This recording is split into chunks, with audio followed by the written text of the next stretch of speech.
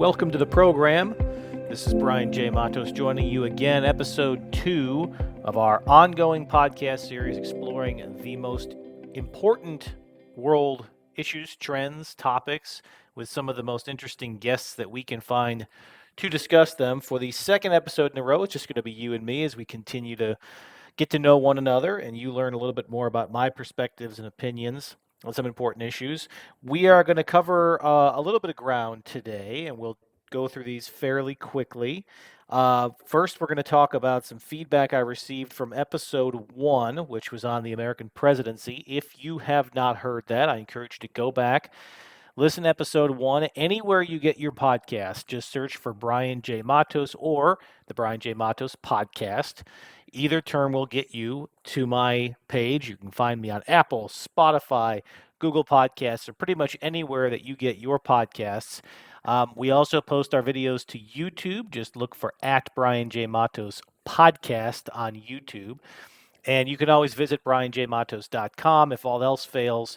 And episodes are available on the website, but you can also get to my subscription to my podcast, the RSS feed, as well as links to my social media accounts where you can find the program. So I encourage you to go back and listen to episode 1 if you haven't already. In fact, go back and listen to the pilot as well, where I talk about what this whole program is about. But if you are just joining us for the first time on this episode, I will briefly recap here in a moment what we talked about in episode 1 and some of the feedback that we got from all of you. And of course, that's what makes this program important is you. It's the community that we're building to share ideas and topics. And then the second thing we'll do is talk about an offshoot of last week's topic on the American presidency. And we're going to talk about leadership in general, some of the observations that I received from this feedback that I want to opine on myself, and a few direct questions that I was asked on it. And then we're going to spend just a couple of minutes previewing the topics that we are working on. And we are working diligently to get some guests booked in the coming weeks because we do ultimately want to turn this into an interview program. I know you all don't want to just hear from me. That's certainly not the promise of the show. We want to bring in some important guests to talk about important topics, but I'll preview for you what we're working on and what the topics are. And of course, I want to solicit from all of you the topics that you're interested in hearing from the experts about. So we will get to all of that over the next couple of minutes here. Let me begin by quickly recapping what we talked about last week. Episode 1 was about the American presidency and the enormity of that job. And we talked about some of the opinions from experts around the world, but particularly here in the United States, about how challenging it can be for any one person to fulfill the enormous responsibilities that are called upon from the President of the United States, who has to be both our head of state, the commander-in-chief of the armed forces, the head of a political party, and the leader of all major domestic issues, from the economy to education to healthcare and every imaginable social issue that may come up or could ever possibly come up. And how impossible it seems that any one person could ever be truly fully prepared to play all those roles at one time. I asked you all to give me some of your thoughts after I shared my perspectives last week. And we got some good feedback from folks. As a reminder for anybody who wants to reach out to the program, my direct email that my producer and I monitor is info at brianjmatos.com. That's where we got the bulk of our responses last week. You can also find me on Twitter, where we post these episodes, at Brian J. Matos. Facebook, Brian.Matos, if you're looking for me there, and Brian J. Matos on Instagram. We didn't do anything on that particular channel last week, but it's available. And you can find all this contact information on my website, brianjmatos.com. And of course, feel free to leave comments in the YouTube videos and that channel, Brian J. Matos Podcast, if you're looking for it. So we got a couple of emails into our info at brianjmatos.com email inbox. And the opinions varied, but I would say generally there was a consensus view, both internationally and domestically, that indeed the American presidency seems like an overwhelmingly complicated office with a hopeless agenda, too much to do, not enough time to do it, and almost set up to fail. That this was the common theme I heard the most, was that it seems like nobody in the modern world can truly be a successful president with the office set up the way it is. That there are tripwires where even if you're really experienced on, say, foreign policy, and you have a working knowledge and a working experience with domestic issues, chances are you're lacking in something else. You may be a very good policy leader, but you struggle with the politics. You struggle leading your party. You struggle rallying the country in times of crisis. Or conversely, you have an emotional bond with the American public or segments of the American public, but you have these important weak spots on international affairs. Few commentators pointed out specific examples where in recent decades we've had presidents who were very good in one element or another, but they struggled in one core area. So I had somebody reach out from Texas, sort of singing the praises of the George W. Bush administration, but pointing out that he was not somebody who was elected to lead the country on foreign policy issues, and yet he became a foreign policy president. And the nature of our elections is that we elect people based on the issues of the moment, not really knowing what's going to come over the next 4 years. And then if the issues change dramatically from the election that put that person in office to 2 or 3 years later when world events impact them, there's a lot of people who might make a different choice if they knew what was coming. And yet, even if they knew it was coming and they knew that foreign policy would become an important issue, well, they still have those domestic considerations, and then they have to compromise on what they think is more important. So, the theme of the office being set up to fail was common in all of this feedback. One other point that was made, and I should ask actually for everybody who is sending in messages or who is tweeting me, sending me Facebook messages, commenting on YouTube, if you'd like to be attributed on the show, first name, last initial, and where you are commenting from. It can be city, state, if you're here in the U.S. It can be international, provinces, countries, whatever you want, just so I can attribute the commentary properly. Of course, I don't want to spill the beans on full names for people who don't wish to be known publicly. But if you can, first name, last initial, and tell me where you're from, and I'll be happy to attribute these comments to you. But one comment in particular came from a reader, or excuse me, a listener in California who was pointing out that governorships have an element of this, multiple policies, they're asked to do multiple things, but that the scope of the job is small enough in most states that it can be managed, and that certain states, governors have less authority than others. They have smaller economies, certainly in most states. They don't have an international element to worry about. There's no military necessarily, although there, of course, is a National Guard and a policing element to what they do. But that job seems much more manageable, and it's almost as if the presidency should model itself after either those governorships, or that the governorship should be allowed to have a bigger role in all domestic matters, and there should be sort of a cooperation between governors and the representatives and senators in Washington, and that's the group that should really be handling domestic issues in a committee sort of format without a chief executive involved in most of those discussions. And then that would free up the president to focus on those international issues that no governor would ever really focus on individually, and that the representatives could have an opinion on based on their committees. But many members of the House and Senate have more of a domestic-facing focus, and they're less interested or less responsible for America's foreign policy. So there were several opinions like that the huge value of a chief executive and the role as commander-in-chief of the armed forces is its ability to focus on foreign policy issues uniquely in the American government from any other office holder who primarily focuses on domestic issues. So keep the comments coming. As a reminder, info at brianjmatos.com is the easiest way to reach out by email, but you can also find me on Twitter, Facebook, Instagram, YouTube, and you can always visit my website, brianjmatos.com. So let me turn now to the topic of this week that I wanted to give a few thoughts on, and I'd love to hear back from you all. So on this particular topic of leadership, which is one of the many that we want to talk with some experts on in coming weeks, There was one set of comments in the responses to last week's episode on the topic of leadership, independent of politics, independent of public policy. It was just an overall conversation about leadership in general. What I saw on this was a lot of commentary and questions about the one element of leadership that you need to have that is hard, if not impossible, to teach. Some people have it, some people don't. And that is an ability to keep your finger on the pulse of those that you are leading. And I'm going to be interested to talk to our experts on the topic of leadership in the 21st century to see what they're seeing that's working differently or better or easier now than it may have in the past.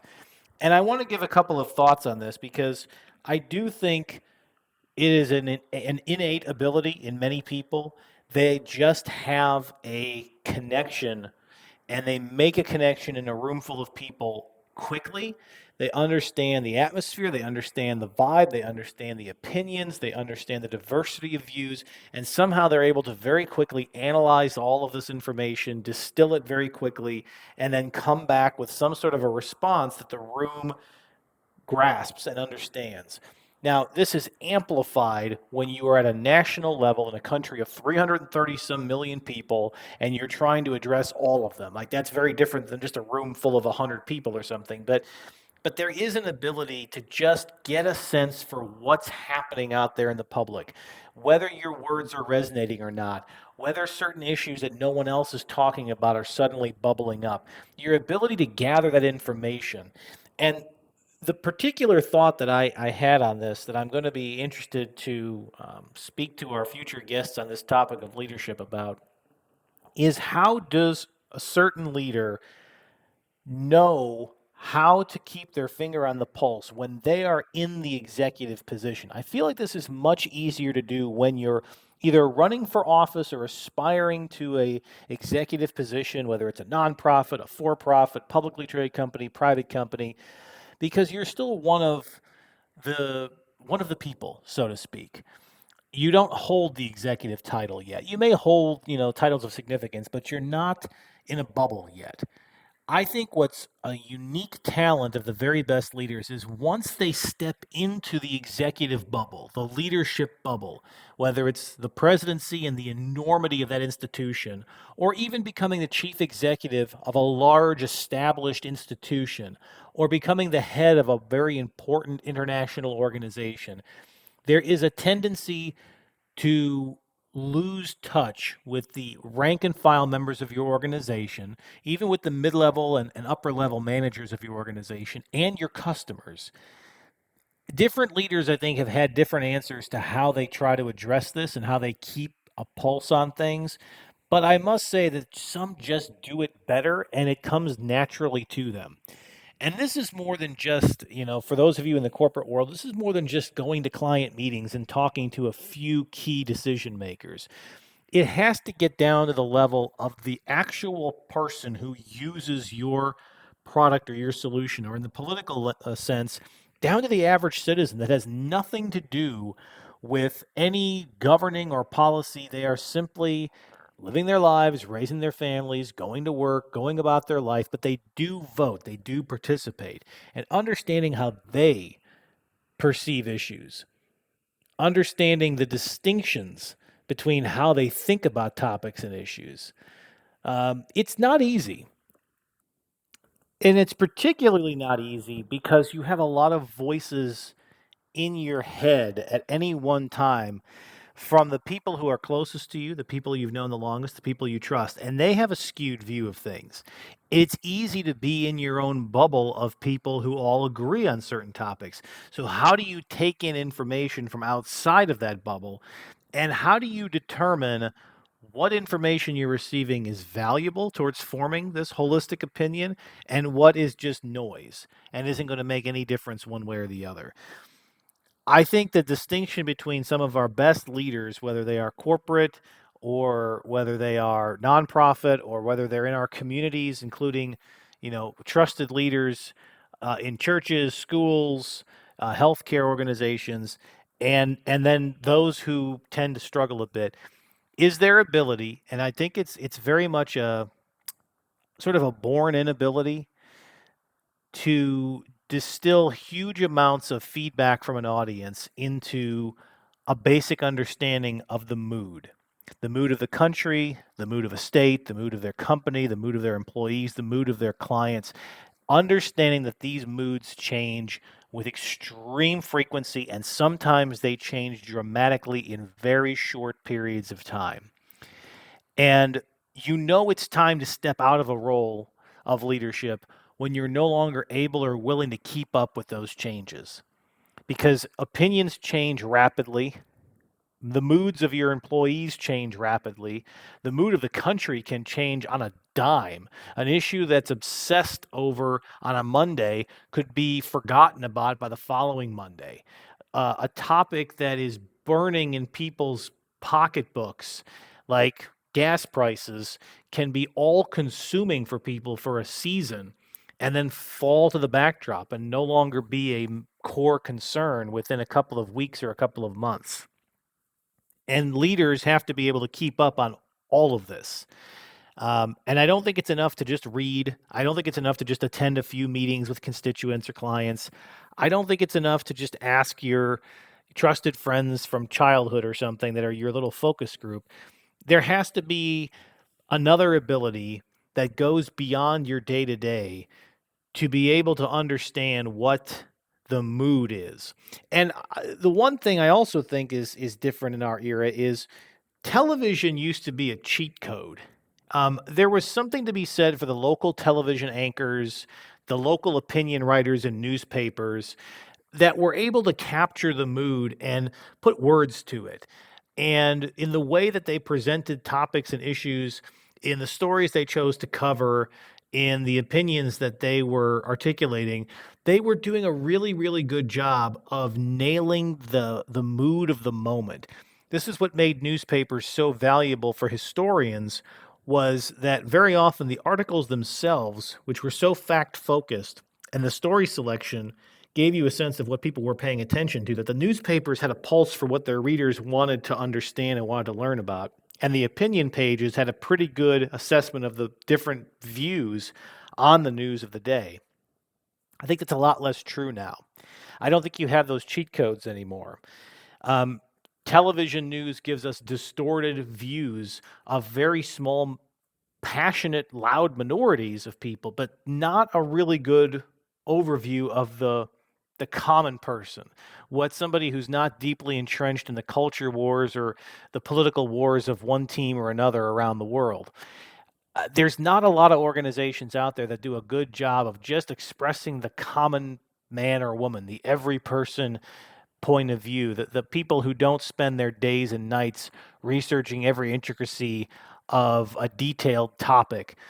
It's just what is the mood of the country now? And the most recent example of this, I think, that we can take from politics, I would say domestically here in the US, but I think this has been true around the world, is the growing distrust of institutions as a whole.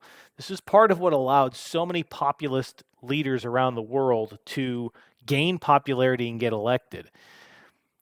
Underlying anything that politicians were doing to exploit this trend, there was a growing distrust of institutions, companies, churches, governments, nonprofit organizations, even institutions like the military in some countries started to come under question because of issues of corruption, because of mismanagement, because of cover-ups of scandals. And it just increasingly felt like they were no longer serving the people that they were stood up. These institutions were stood up to serve. And so a handful of political leaders were able to quickly pick up on this distrust of institutions, and then they figured out how to politicize it, how to weaponize it, how to get votes out of it, how to speak to it. But even corporate leaders, some of the corporate leaders that have done the best around the world are those who acknowledged that there was a trust issue with their brand or a trust issue with companies as a whole, and they tried to position themselves as filling the vacuum of that trust to try and reestablish it. And it was very much reaching out with a hand, with an open hand, to employees as well as to customers alike, and sometimes even to regulators, and to acknowledge this mood in the country. And the leaders who were caught flat footed were the ones who didn't understand this. They didn't understand the erosion of trust in these institutions, in companies, in the media. And they're the ones who sort of got surprised by election results and by protest movements and some of the controversial figures that rose to prominence in this era, riding this wave of populism against institutions. So I pose this question to you all to consider for yourselves, and I'd love to hear back from you about two topics. Number one, do you believe that the ability to interpret what's happening in the mood of a country, a company, a community is something that you're born with? Is this an intuitive skill that some people just have and some people don't? Or is it something that can be learned? Is there a way that leaders can learn how to pick up on the mood of a country, of a company, of a community? And how would they do it in 2023? How do you do it when you're trying to pick up the mood of your family, for instance? And maybe they're scattered all over the country. There's 20, 30 people that you know and trust, from the elders of the family to the teenagers, and you're trying to figure out what everyone's feeling and thinking and doing. I'm interested to hear how you're doing that in your own life, in your own community, in your own way, even if you're a part of a faith-based organization, a church, or a community group, a volunteer group, perhaps a non-religious group. How do you gauge what's happening with those members? I will simply pose, from my perspective, that I think it's much easier to get clouded information now than it is clear. And I do think there is something innate in people that allows them to figure this out without having it explained to them.